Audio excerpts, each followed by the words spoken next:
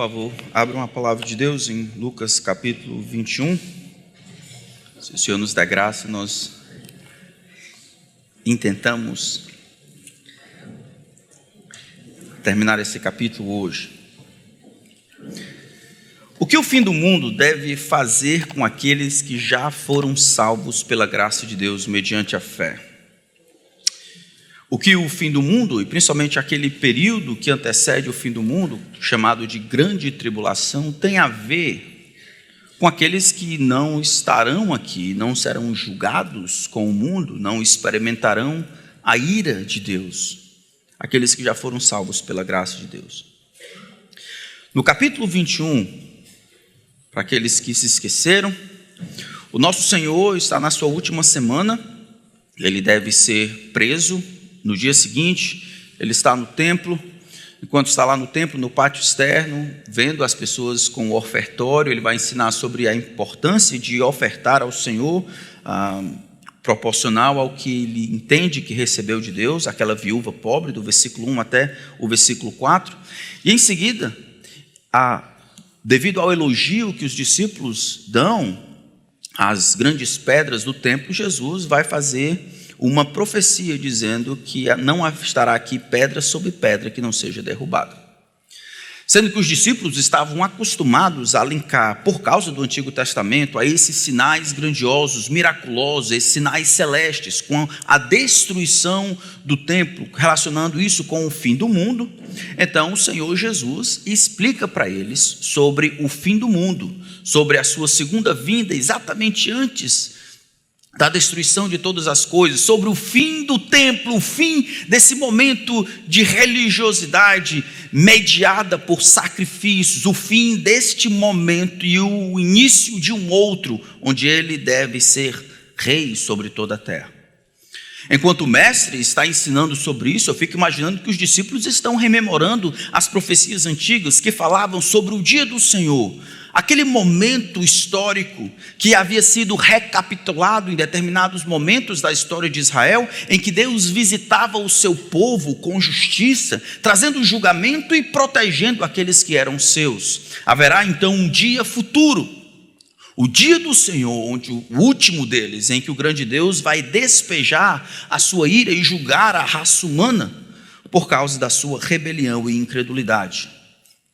O mestre falou, de maneira geral, que o período depois da sua saída, até o período do seu retorno para inaugurar uma nova era, ele seria caracterizado de coisas que nós vemos hoje.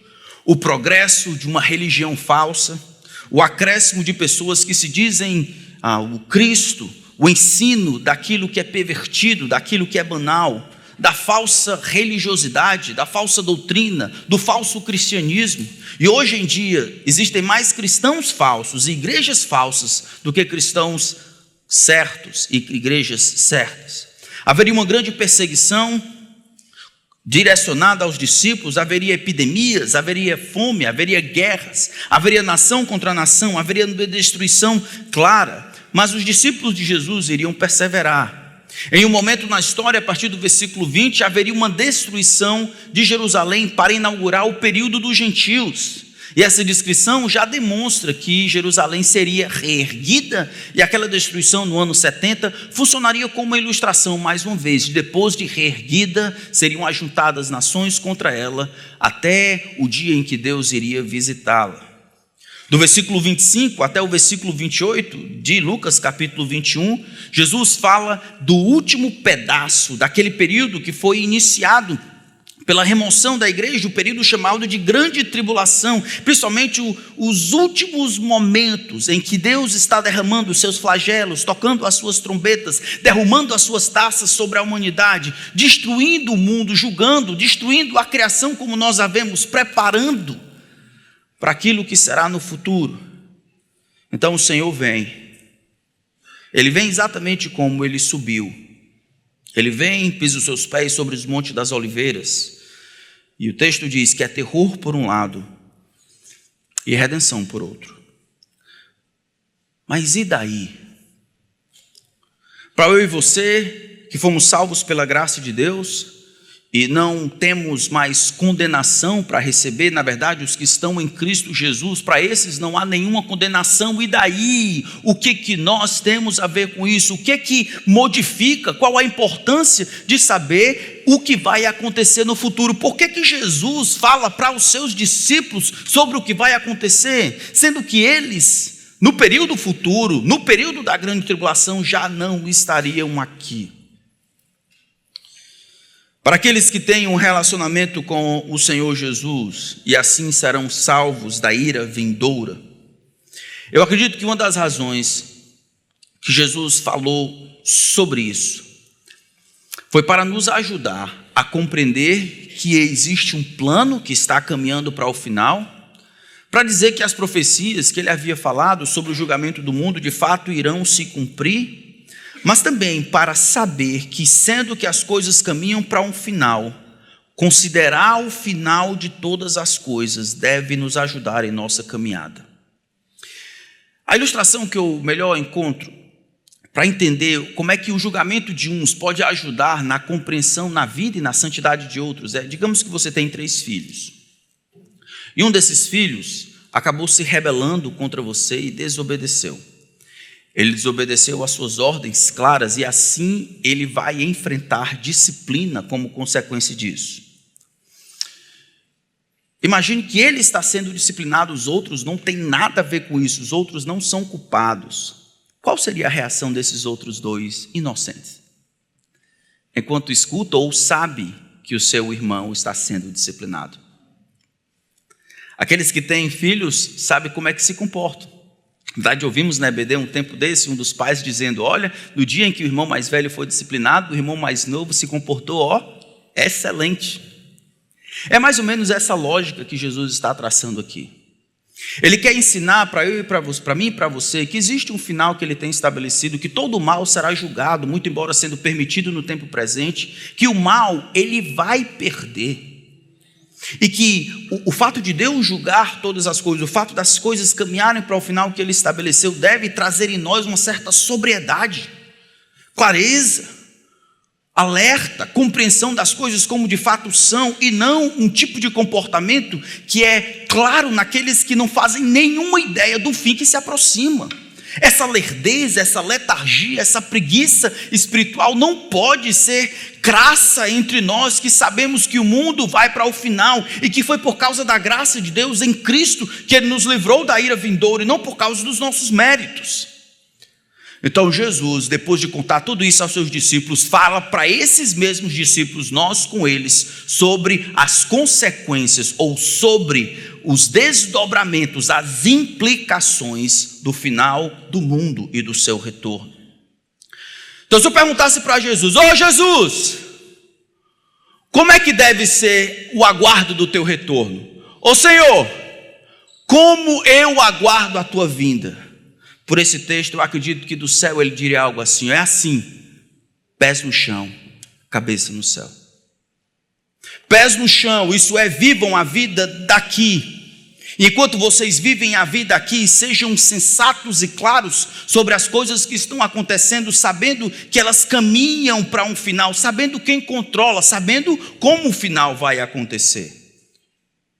Mas vivam com a cabeça no céu, não sejam entorpecidos pelas coisas da terra, preservem a sanidade mental com gotas diárias de sabedoria, de temor divino. Mantenham-se vivendo nesse mundo, não saiam reclusos, não criem quilombolas ou centros em que vocês se distanciam do mundo e deixam de explicar o evangelho, de se entrosar entre as pessoas que não conhecem a cruz de Jesus. Não, tenham os pés no chão, vivam como aqueles que vivem de maneira intensa. Mas a cabeça de vocês precisa estar voltada para o céu, para não serem entorpecidos pelas coisas da terra. É sobre isso então que Jesus chama a atenção dos discípulos.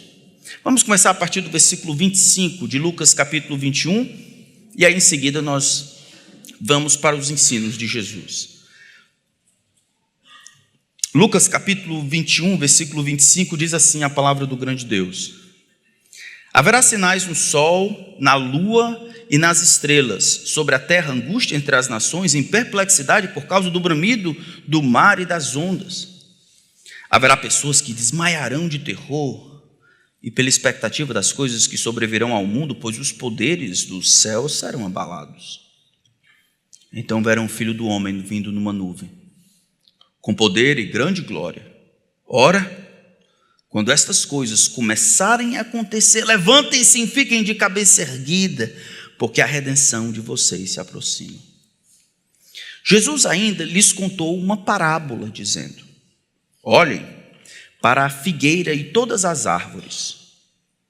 Quando veem que começam a brotar, vocês mesmos sabem que o verão está próximo. Assim também, quando virem acontecer estas coisas, saibam que está próximo o reino de Deus. Em verdade lhes digo que não passará esta geração sem que tudo isto aconteça. Passará o céu e a terra, porém as minhas palavras não passarão. Tenham cuidado, para não acontecer que o coração de vocês fique sobrecarregado com as consequências da orgia, da embriaguez e das preocupações deste mundo. E para que aquele dia não venha sobre vocês repentinamente como uma armadilha, pois sobrevirá a todos os que vivem sobre toda a terra. Portanto, vigiem o tempo todo, orando para que vocês possam escapar de todas essas coisas que têm de acontecer e para que possam estar em pé na presença do Filho do Homem. Vamos orar. Senhor, todos nós que estamos aqui, nós teremos que comparecer diante do Senhor. Todos nós haveremos de prestar contas, uns de um jeito, outros de outro, mas todos nós prestaremos contas diante do Senhor. Eu peço que a Tua palavra que é aberta agora, que ela seja a nossa regra, que ela nos guie, não nos permita fugir pelo Teu Espírito do que ela tem a dizer.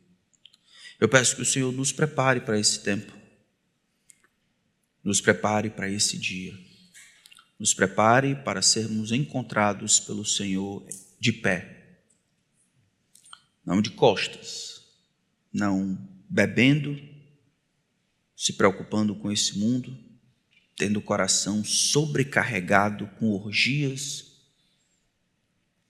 e sermos apanhados de surpresa. Senhor, nos ajude. Nós pedimos no nome de Jesus. Amém.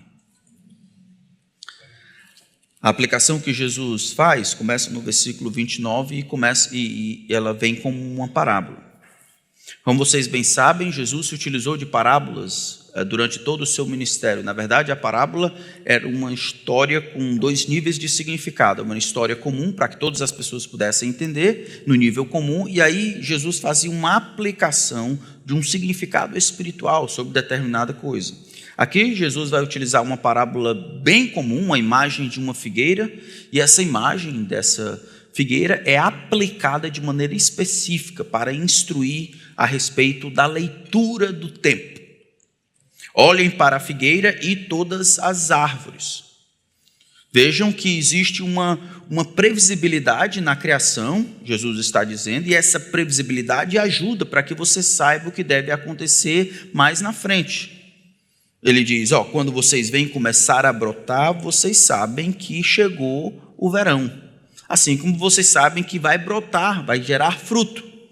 Mesmo que o Ceará não participe de maneira intencional, né? A gente não vê tanto a mudança das estações, a gente sabe o tempo do caju, o tempo da floração, sabe o tempo que chove, o tempo que normalmente não chove.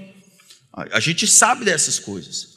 A gente consegue perceber as coisas que devem acontecer olhando para o tempo. Essa previsibilidade colocada na criação essa previsibilidade colocada na maneira como Deus construiu as estações, ela serve para ilustrar a previsibilidade do plano de Deus, quando estas coisas começarem a acontecer, quando a descrição de como será os últimos dias começar a acontecer, quando as minhas palavras sobre guerra, sobre perseguição, sobre rumor, sobre pandemia, sobre calamidade, sobre peste, sobre morte, quando essas coisas começarem a acontecer, tenham cuidado, mantenham-se alerta. O início, ele configura a permanência do final. Assim como é previsível olhar na criação que os brotos anunciam o período da frutificação que normalmente acontece no verão, assim como você pode antecipar com uma certa certeza de que os primeiros brotos ali, a floração indica que o verão se aproximou e a fruta vai vingar, assim também vocês, quando virem estas coisas acontecerem. Estas coisas, ela pode significar as coisas desde o versículo 8, as coisas da heresia, relacionadas às coisas da proliferação, da mentira, da falsa religiosidade. Pode se falar em relação às nações se levantando umas contra as outras, a perseguição generalizada com os discípulos de Jesus. A destruição pode ser tudo o que aconteceu, ou pode ser de maneira específica, do versículo 25 em diante, esses sinais celestes, os poderes do céu sendo abalados, o último período da grande tribulação, quando Deus derrama as suas taças, toca as suas trombetas e profere os seus ais. Isso aqui marca de maneira, como se diz, inexorável, que o próximo evento no plano de Deus é o estabelecimento do reino.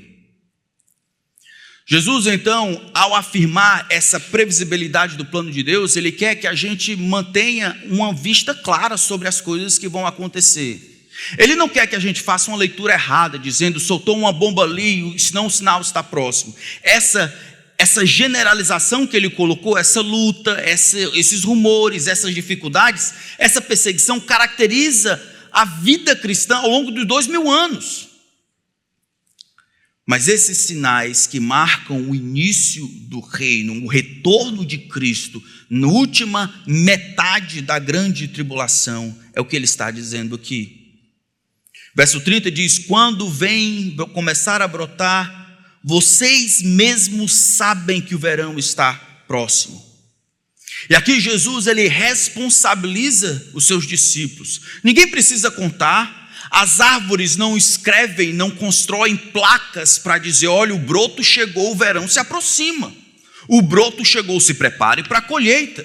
Elas não falam, elas não informam a você, os sinais simplesmente mostram que as coisas estão para acontecer. Da mesma forma, vocês também, quando virem estas coisas acontecer, no verso 31, saibam que o reino de Deus está próximo. E o reino de Deus aqui, o reino físico de Deus, o reino com sede em Jerusalém, o reino que tem Jesus como rei, ele é o próximo evento, ou mais extenso. É por isso que há milenistas, ou aqueles que acreditam que o reino é um reino apenas espiritual, é um reino que se cumpre com promessas que se cumprem apenas na igreja. Eles estão fazendo uma leitura errada. O texto deixa claro que Jesus diz, quando vocês virem estas coisas, saibam com certeza que o reino de Deus, o reino visível, o reino de Jesus, aquilo que foi prometido no passado, que deve ser o governo de Deus por meio do seu Messias, o ungido, aquele que reverte aquilo que Adão fez, esse deve agora chegar, deve agora começar. Os milenistas estão errados em desconsiderarem que Jesus, como rei, ele de fato instaura o seu reino e ele cumpre no momento futuro. Para que fique claro que isso é verdade, Jesus, no versículo 32, ele diz, em verdade lhes digo, que não passará esta geração sem que tudo isto aconteça. E esse é um dos versículos mais debatidos em todo o Evangelho. O que Jesus quis dizer com geração? Essa palavra geração que ele coloca aqui pode significar algumas coisas. Alguns vão dizer que essa geração significa a própria nação judaica. Jesus estaria dizendo assim, eu digo a verdade para vocês, o povo judeu não vai ser eliminado enquanto essas coisas não se cumprirem. Mas como ele disse mais na frente, não é a questão somente dos judeus, aqui é o mundo inteiro. Ele vai dizer também mais na frente, no versículo 35, isso deve acontecer com o mundo inteiro.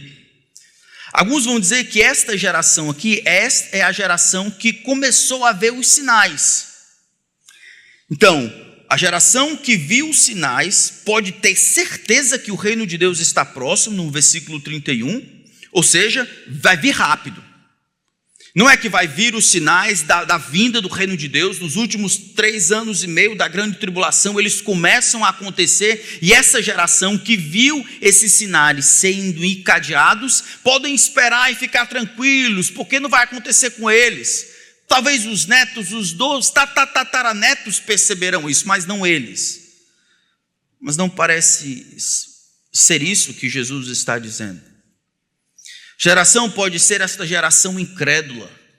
Em Lucas capítulo 7 vai falar sobre isso, uma geração incrédula, como se dissesse essa geração aqui, que veio os sinais, essa geração que foi informada sobre essa verdade, ela vai passar desapercebida, ela não vai conseguir ler os tempos. Ela vai viver e vai ignorar, que vai prestar contas. Ela vai tentar suplantar ou silenciar o que o coração diz que tem algo errado, que eu vivo para alguém mais do que eu mesmo e a minha família. Esta geração, a humanidade como um todo, em seus pecados, ela não vai evoluir, ela não vai mudar as coisas, ela vai continuar na sua letargia espiritual, comendo, bebendo, fazendo festa, como foi na geração passada, no tempo de Noé. Quando foi argumentado, explicado, pronunciado, proclamado, ouvido por mais de 100 anos, uma geração. E não deu certo. Eles não responderam. O mestre, então, ele faz uma declaração triste, mas séria. Apesar de tudo que eu tenho dito, apesar de todas as informações que vocês têm, esta geração incrédula, iníqua, ela não vai passar, não vai passar. Ela ficará do jeito que está, aguardando o julgamento futuro. Passará muitas coisas. Passará o céu e a terra, verso 33. Os céus e a terra podem até passar. Em outras palavras, seria mais fácil haver um choque de galáxias e as galáxias se baterem, se destruírem, seria mais fácil o amanhã não nascer com o sol, seria mais fácil o sol sucumbir do que as minhas palavras não se cumprirem. A minha palavra é mais segura do que o estabelecimento das estações e as certezas que nós temos sobre a previsibilidade da criação. Somente Deus poderia dizer isso. Somente Deus poderia igualar a previsibilidade, o orquestramento, o refinamento da criação com a sua própria palavra. Somente Deus, ou um louco, diria: é mais fácil o mundo deixar de existir, é mais fácil céus e terra passarem do que aquilo que eu disse que iria acontecer passar. Junto com o que não vai passar, que é sua própria palavra, a geração também não vai passar, porque parte daquilo que a palavra de Jesus diz depende que a geração permaneça para que seja julgada. E aí isso se coaduna com alguns textos que diz que Deus criou o ímpio. Até o ímpio foi criado para o dia da vingança. E aí nós entendemos por que aquela sensação de bem-estar que o coração dos ímpios cria funciona de alguma forma na justiça de Deus como um validador do próprio mal que eles fazem. Por que eles permanecem do jeito que estão? Por que eles continuam em seus pecados? Por que eles continuam indiferentes? Por que eles continuam vivendo da maneira como vivem? Por que eles continuam tendo um aparente sucesso contra as verdades de Deus, contra a justiça estabelecida, roubando, corrompendo, destruindo? Eles vão continuar fazendo isso, para que se cumpra neles o que Deus tem planejado e prometido em sua palavra sobre o julgamento. Não importa o que aconteça, se Jesus estiver certo como ele está, todo pecado será julgado. Todo pecado será julgado. Nem todo pecado é julgado aqui, mas todo pecado e maldade permitida será também julgada. Mais cedo ou mais tarde. Deus, diferente de nós, não tem um problema com a paciência. Então Ele aguarda com paciência para que as pessoas recebam a paga que lhes cabe. Então, pés no chão. Vivam como alguém que está tão aqui, que sabe olhar a criação, sabe ler os sinais, sabe ver e antecipar a previsibilidade, sabe o que está acontecendo. Ele não está acima da criação, em um outro estado, ele não está abaixo, ele não está isolado, ele está vivendo. Ele está vivendo a vida, sabendo o que está acontecendo, confiando completamente na palavra de Jesus, confiando que céus e terra passarão, mas a palavra de Jesus jamais passará. Que o mundo, essa humanidade, em sua falsa segurança, permanecerá dessa maneira. Ela permanecerá até que seja julgada por aquilo que Jesus disse. Depois Jesus afunila ainda mais as implicações dessa verdade para os seus discípulos. Viver com os pés no chão e a cabeça no céu não significa simplesmente confiar na segurança da palavra de Jesus quanto ao fim. Confiar que céus e terra podem passar, mas a palavra de Jesus permanece para sempre. É mais do que isso. Significa também se manter alerta do retorno de Jesus e da prestação de contas associada a ele. Jesus começa no versículo 34, ainda continuando, dizendo: tenham cuidado. E essa expressão, tenham cuidado, ela já apareceu no Evangelho de Lucas muitas vezes. Em Lucas capítulo 7, Jesus diz: tenham cuidado. Em Lucas capítulo 12, ele diz, falando sobre a avareza que é própria do coração dos homens, ele diz: tenham cuidado, guardem-se, mantenham-se alerta sobre todo tipo de avareza, porque a vida do homem não consiste na abundância de bens que possui. Tenham cuidado, mantenham-se alerta, acordem, vivam de uma maneira alerta, como um soldado que está na batalha. Vigiem, mantenham-se numa atitude de prontidão. E a ilustração seria assim: digamos que você está aqui e alguém está do lado de lá e alguém vai jogar uma faca para você. E ele diz: eu vou jogar uma faca para você. Tenha cuidado. Qualquer viagem que eu fizer, qualquer falta de atenção, qualquer desleixo que eu der, pode, na hora de jogar a faca, eu não estar em condições de recebê-la, ou me desviar de maneira apropriada e isso causar um dano a mim. É mais ou menos isso que Jesus está dizendo. Olha, eu vou julgar o mundo caminha para o final, eu preciso que vocês prestem atenção, algo pode acontecer com vocês, não sendo o julgamento final, mas algo cessa quando eu volto, e você precisa ficar alerta, do contrário você sofrerá dano. Tenham cuidado, mantenham-se alerta, o fim está se aproximando, e com o fim, mesmo o julgamento para os outros, mesmo que não caia sobre você o julgamento, muitas coisas cessam, as oportunidades cessam.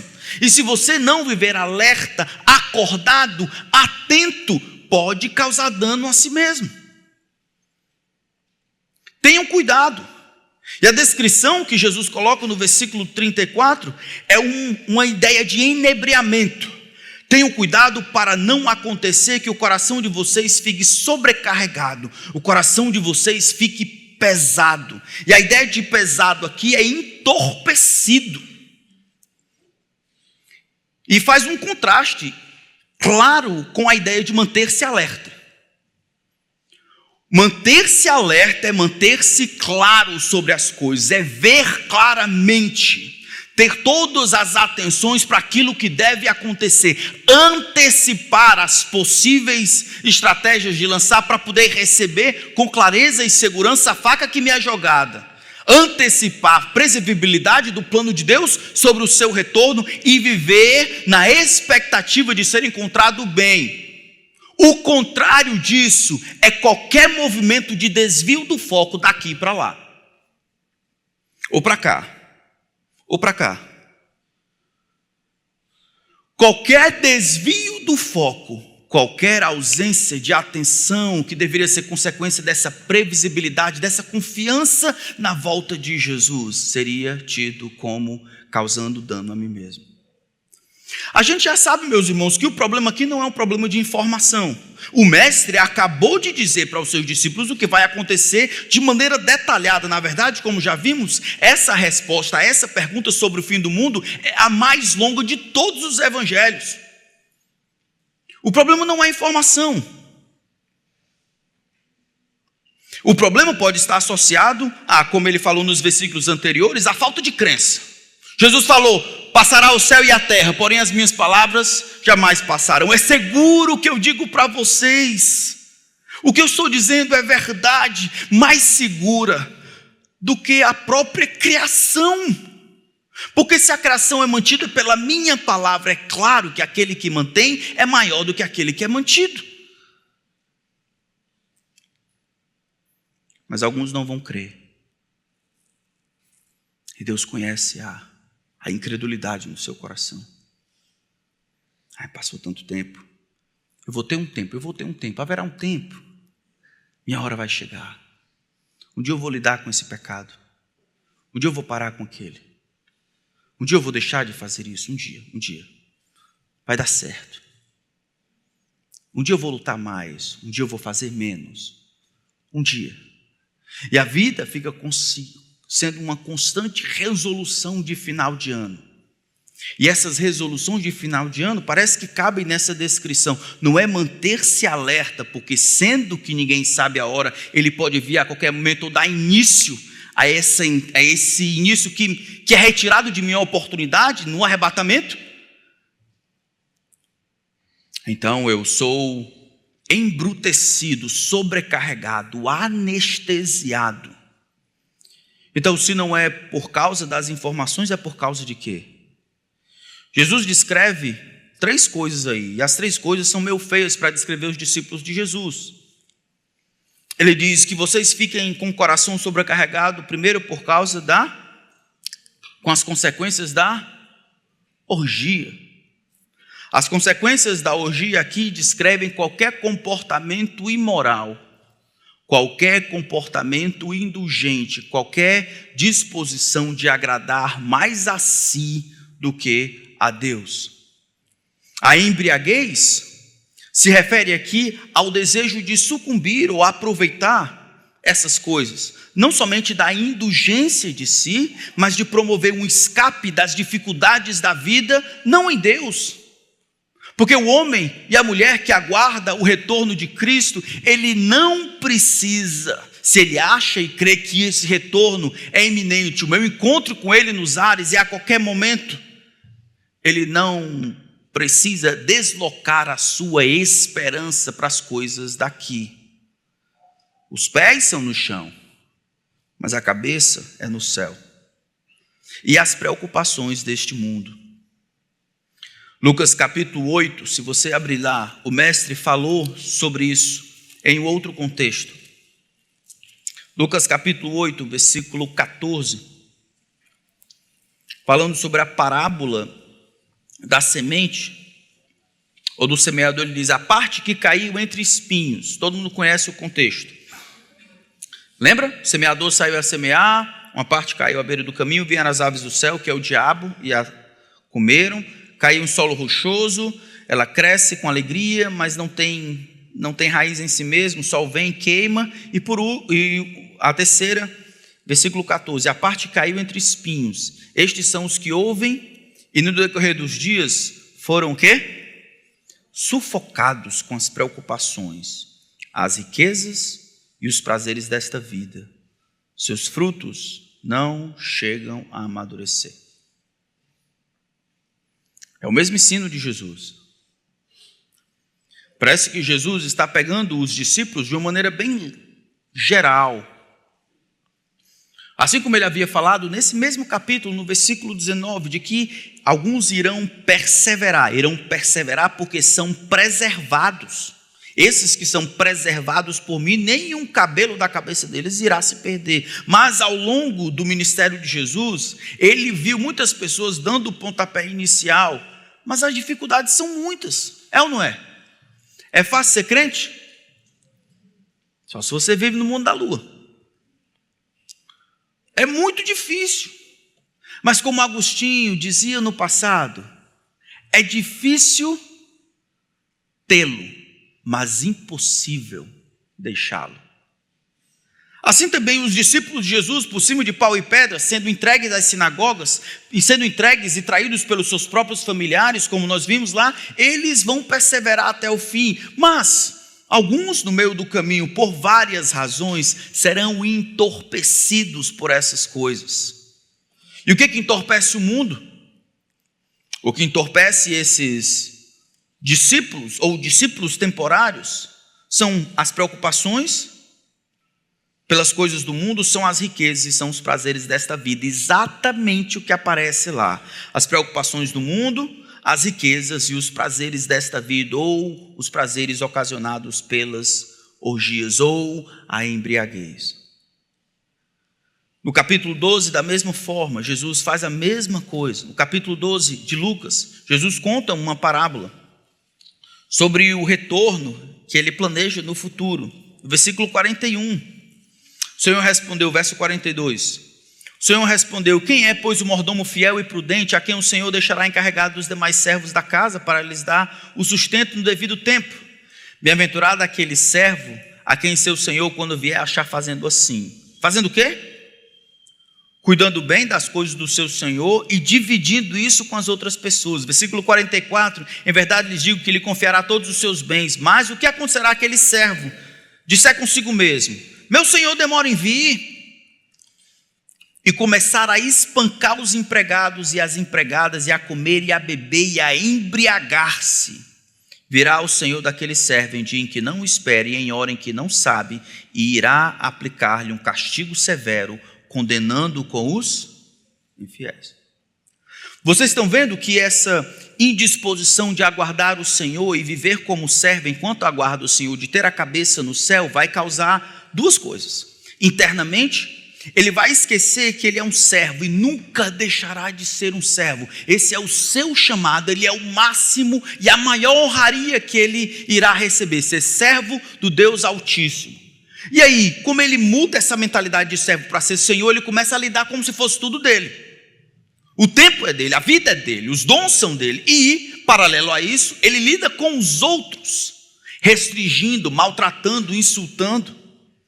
Essas coisas, nessas duas direções, nessas três direções, é o que caracteriza a vida daquele que não vive com a cabeça no céu. E é provável que seja um descrente. Internamente, ele esquece de que o seu chamado é para servir. Externamente, ele atrapalha, maltrata, insulta os outros, não liga para os relacionamentos horizontais. E aqui, verticalmente, ele muda de senhor para servo. É exatamente isso que Jesus está denunciando no futuro, porque haverá muitas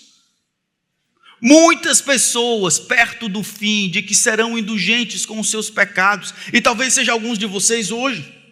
Se você vive só para ganhar dinheiro, não é isso que modifica, não é isso que entorpece o coração?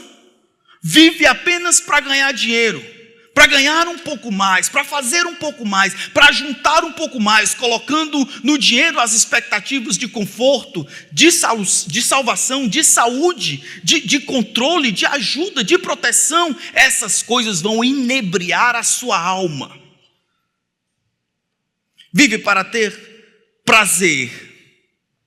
E o prazer pode ser bebendo, e o prazer pode ser sexual, e o prazer pode ser jogar videogame, e o prazer pode ser fazer uso de medicamento, e o prazer pode ser de jogar futebol, e o prazer pode ser qualquer outra coisa. Quando essas coisas, elas funcionam como um atrapalho e tiram a ideia que deveria estar aqui diante de mim, de que o retorno, ou impedem-me de manter-me alerta quanto à previsibilidade do retorno de Cristo, me faz olhar para cá, me hipnotizando para as coisas dessa vida, eu não estou com a cabeça no céu. Parece que não existe um meio termo.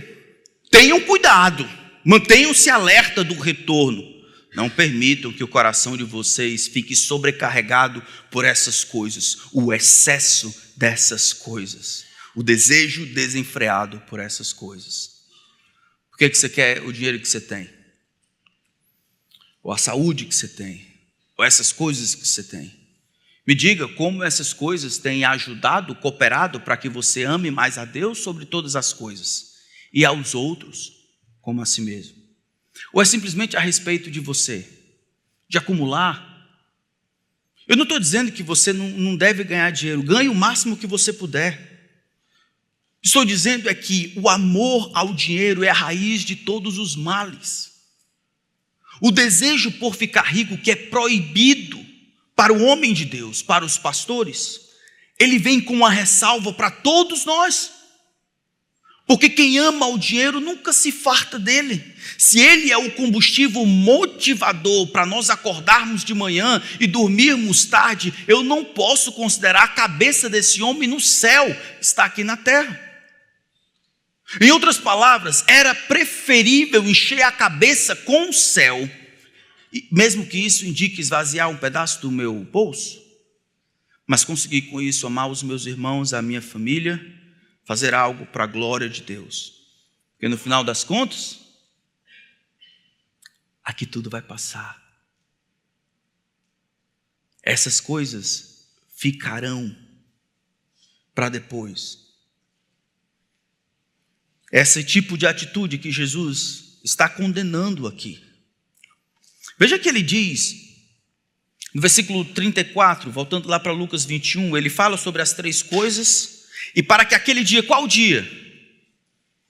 O dia em que o relógio de Deus bate, surgiu, começou. E aí, o texto diz, venha sobre você de maneira repentina, como se fosse uma armadilha. De novo eu digo, Jesus não está tentando dar medo com julgamento àqueles que foram salvos pela graça de Deus e removidos no início da grande tribulação. Mas Jesus está explicando de que quando o calendário de Deus der isso aí, e a tribulação inicia, esse momento próximo inicia, acabam-se as oportunidades. Oportunidade de quê? Com o fim, com o julgamento, vem a prestação de contas. E Jesus está dizendo, não sejam pegos desprevenidos, não sejam pegos como se fosse uma armadilha, não deixem de contar com o fim e com a prestação de contas. Com o fim vem a impossibilidade de frutificar, de servir, de orar, de doar, de ofertar, de dividir, de amar, de perdoar, de ensinar, de ajudar, de exortar, de animar, de repartir, de encorajar, de compartilhar, de evangelizar, de trabalhar, de jejuar, de se arrepender, de interceder, de consolar, de buscar, de acolher, de reconciliar, de testemunhar, de discipular, de aconselhar, de pregar, de batizar, de corrigir, de plantar, de criar, de sustentar, apoiar, fortalecer, socorrer, alimentar, proteger, amparar, visitar, prover, amadurecer, vencer e santificar. Quando vem, acabou. Agora é o nosso momento para prestarmos contas do que fizemos com aquilo que Ele nos confiou. Ninguém se santifica no céu. No céu somos feitos perfeitos. Ninguém amadurece no céu. Ninguém aconselha, ampara, protege. Ninguém jejua. Ninguém fortalece aqueles que estão se desviando. ninguém instrui os cansados, ninguém se arrepende, ninguém perdoa. É o que Jesus está dizendo. Ele diz que todos devem passar por isso, pois sobrevirá a todos os que vivem sobre a face da terra. Portanto, vigiem, verso 36. Portanto, vigiem. O que seria na prática isso? O que seria não ter o coração inebriado? O mestre nos diz como, verso 36, vigiem, mantenham-se alerta. Quando? O tempo todo. E depois façam o quê? Orem. Essa é uma aplicação simples. Sabe por que você deveria vir para o culto de oração e orar com seus irmãos?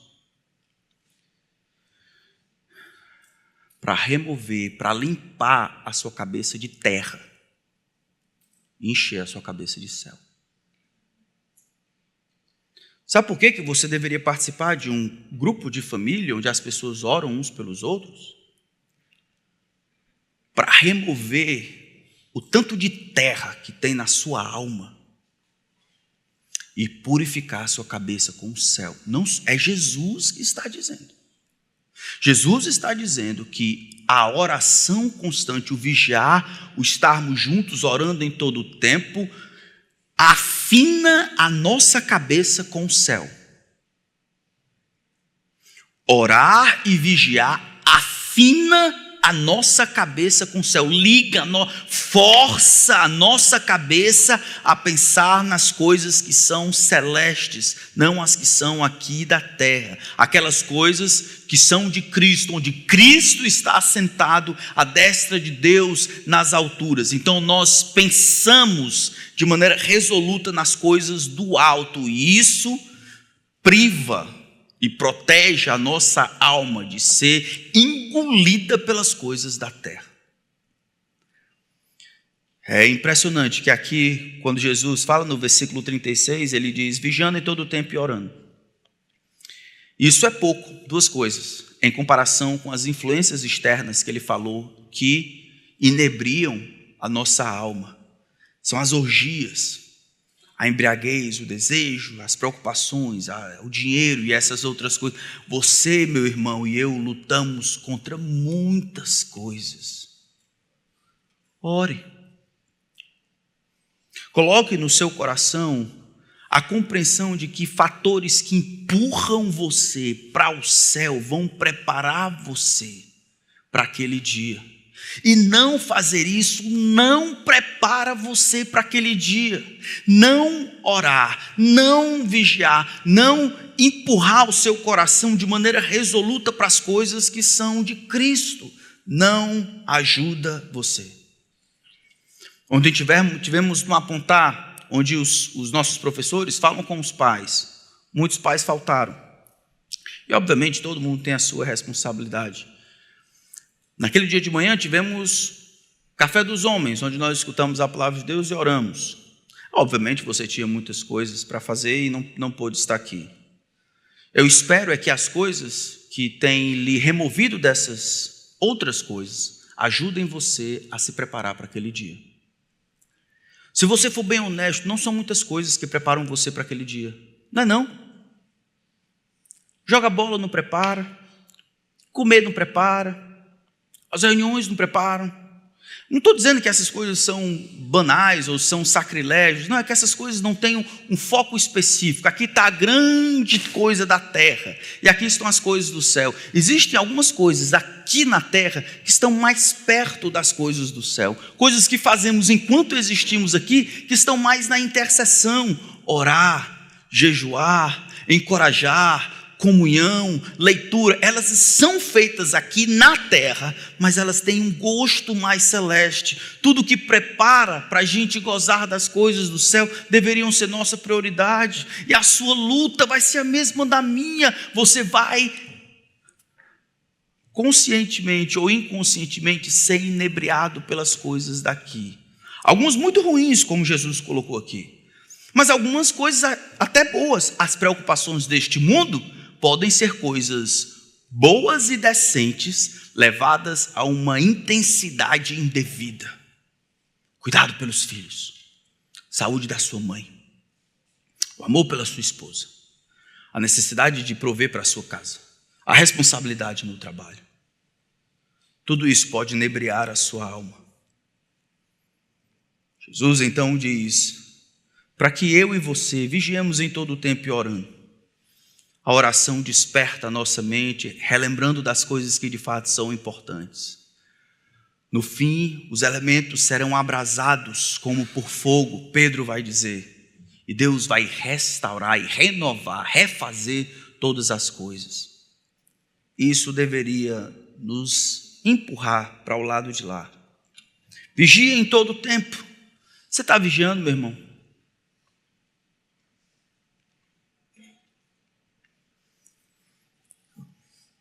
Você está acordado?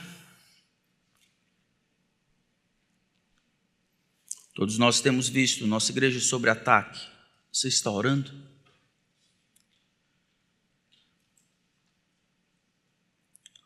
A oração é uma arma básica, coletivamente e individualmente. Orem, e aí ele coloca até o conteúdo dessa oração, orando, verso 36, para que vocês possam escapar de todas essas coisas que devem acontecer e para que possam estar em pé na presença do Senhor. Aqui, de novo, não existe um medo de julgamento, que ele está dizendo, é a mesma linguagem do versículo 19. Orem para que vocês recebam a graça devida para perseverarem. Porque embora aqueles que são salvos sejam salvos pela graça de Deus e sejam mantidos salvos pela graça de Deus, é pela perseverança, como ele diz no versículo 19, que vocês ganharão a sua alma. A perseverança daqueles que decidiram seguir a Cristo é uma prova evidente da preservação de Deus sobre essas pessoas. Orem. A razão por que nós oramos não é só para encher a cabeça do céu, mas é um reconhecimento claro de que eu preciso, de que eu não sou forte demais, que não é pela minha força que eu me mantenho fiel à minha esposa. É pela graça de Deus que eu sou fiel aos meus irmãos, é pela graça de Deus que eu não vou me vender, é pela graça de Deus que eu me mantenho amando esse livro, ensinando esse livro, custe o que custar. É pela graça de Deus que os filhos obedecem aos pais e as esposas são fiéis aos seus maridos. É pela graça de Deus que nós nos mantemos caminhando na direção certa. Se você crê nisso, ore. Senhor, eu creio e eu quero continuar crendo, me ajuda em minha incredulidade, porque o mundo é colorido, o diabo é esperto e eu sou fraco. Mas vem, me ajuda, eu quero escapar. Alguns vão dizer, aqui é o tipo de oração, a oração não que duvida, mas a oração daquele que já salvo. Ele clama como se ainda precisasse, Senhor, vem, eu já o tenho, mas vem uma vez mais, seja a minha esperança, seja o meu castelo forte, a minha cidade alta, o lugar onde eu me escoro, seja o meu protetor, protege-me de mim, não me deixa, Senhor. Não é à toa que um homem, uma mulher que clama dessa maneira, mantém os olhos abertos. Ele não está preocupado achando que porque ganhou muito dinheiro naquele mês, ele é o cara. Ele não acha porque está bem com a esposa, tudo tranquilo, os meninos estão na faculdade, ou aqueles outros estão no caminho, ele é o cara, foi tudo ele que fez. Ele não acha porque está bem de saúde, não significa que amanhã ele não pode ter um infarto, ou ele pode ganhar um câncer no próximo mês. Ele compreende a vida como um todo em relação a Deus, e vive com a cabeça no céu, antecipando o dia em que ele vai prestar contas, vivendo para o Senhor, para o seu inteiro agrado. Não somente ele lá e eu aqui, mas trazendo Deus de lá para cá. Eu oro em todo o tempo para escapar do julgamento que vai vir, da ira que vai vir, e eu não seja pego de surpresa. Eu não quero que você seja pego de surpresa. E Deus venha e você perdeu a oportunidade de fazer todos aqueles infinitivos que eu disse. Com a vinda do Senhor Jesus, cessa a oportunidade que nós temos de servi-lo nessa dispensação, de servir aos outros nessa dispensação. Aquele dia é algo que todas as pessoas devem experimentar. E a promessa principal que nós encontramos aqui é que a vinda é um dia de julgamento e prestação de contas. Está pronto para viver bem nesse intervalo. É o que Deus requer. Viver com os pés no chão e a cabeça no céu. Ele diz, para que vocês possam escapar do que tem que acontecer e é inevitável, e para que vocês possam estar em pé na presença do Filho do Homem. E essa é uma cena fabulosa. A ideia de estar em pé é uma ideia de estar antecipando, de estar olhando com uma certa expectativa. Eu sempre imaginei, na verdade, eu imaginava chegando no céu e vendo Jesus, eu vou me grudar no pescoço dele. Depois de me dobrar, quero agradecê-lo. Mas eu imagino que aqueles que veem a glória de Deus, pensam em ver a glória de Deus, nem Isaías conseguiu ver, os anjos cobriam o rosto, pensam na ideia de corar de vergonha, de se dobrar. Foi assim que Pedro respondeu, Senhor, tem misericórdia de mim, afasta-se de mim, porque sou homem pecador. Assim também Isaías, sou homem de lábios impuros, habito no meio de um povo de impuros lábios, meus olhos viram o Senhor. Mas aqui não. A ideia de estar em pé na presença é estar com uma certa santa ousadia. Meu mestre está vindo. Isso foi o que meu coração mais desejou. Eu não fui pego de surpresa. Na verdade, eu li os sinais da sua vinda, do seu plano, e eu vivi almejando por esse dia. Como alguém que esperava até o momento, assim eu não tomei um susto quando aconteceu. Eu me mantenho em pé. Não há motivo para vergonha. Esse é o texto de 1 João 2,28, ele diz, filhinhos, agora, pois, permaneçam nele, para que quando ele se manifestar, tenhamos confiança e não nos afastemos envergonhados na sua vinda. Ele chegou, mas agora, mas eu tinha que ir, eu poderia, eu queria. E aí todos esses planos que você deixou para depois, por causa dessa palavra que o diabo criou, amanhã, cessa junto com ele. Jesus não quer isso. Ele quer que a gente viva para a glória do Senhor com grande intensidade. Viver com os pés no chão e a cabeça no céu. O que isso quer dizer? Você pode pensar sobre isso. Eu queria que nós orássemos silenciosamente. Eu não queria que você pensasse nas muitas coisas que você tem que resolver. Eu queria que você pensasse em uma. Uma coisa que você precisa responder e obedecer. Uma coisa que você precisa confessar, uma só.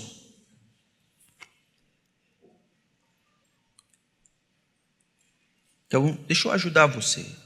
Se você não é crente em Jesus Cristo, a vontade de Deus é que você se arrependa dos seus pecados e confie em Jesus.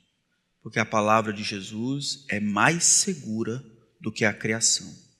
Tanto para salvar você, quanto para condenar eternamente você no inferno.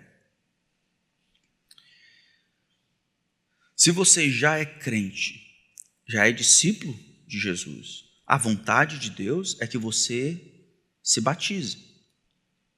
Demonstre claramente o seu relacionamento com Jesus, por meio do batismo, que marca o início da vida cristã. Que você obedeça a Ele nisso, claramente. Se você já é batizado, crente, o objetivo, o plano de Deus é que você comece a servir. Descubra os seus dons, aperreie os seus pastores e líderes. Peça para servir de alguma forma, ajudar os outros, com qualquer que seja a necessidade, financeira, física, presente. Se coloque à disposição para ajudar outras pessoas. Fale com os missionários.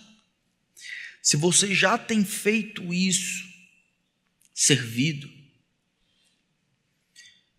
Eu peço que você pense nos seus irmãos, em como você pode ajudar esses que estão um passo antes de você a chegarem onde você está. Seus irmãos precisam de você. Se você está alerta, grite para os seus irmãos para que eles acordem. O dia está chegando, quando ninguém pode trabalhar. Pai, te agradecemos pela conclusão do Evangelho de Lucas. Obrigado por esses anos que o Senhor nos mostrou Cristo, nosso Senhor. E aí, quando pensamos sobre o fim do mundo, sobre o retorno do nosso Senhor, eu queria tanto que os meus irmãos, irmãs, as crianças, os jovens, adolescentes, que eles lembrassem de que devem viver com os pés no chão, confiantes na palavra de Jesus, devem viver com a cabeça no céu, sem serem inebriados pelas coisas da terra, entorpecidos pelas coisas da terra. Então nos dá um coração para amar, para perdoar, para servir, para dividir. Nos ajuda a lembrarmos uns aos outros, sem religiosidade, sem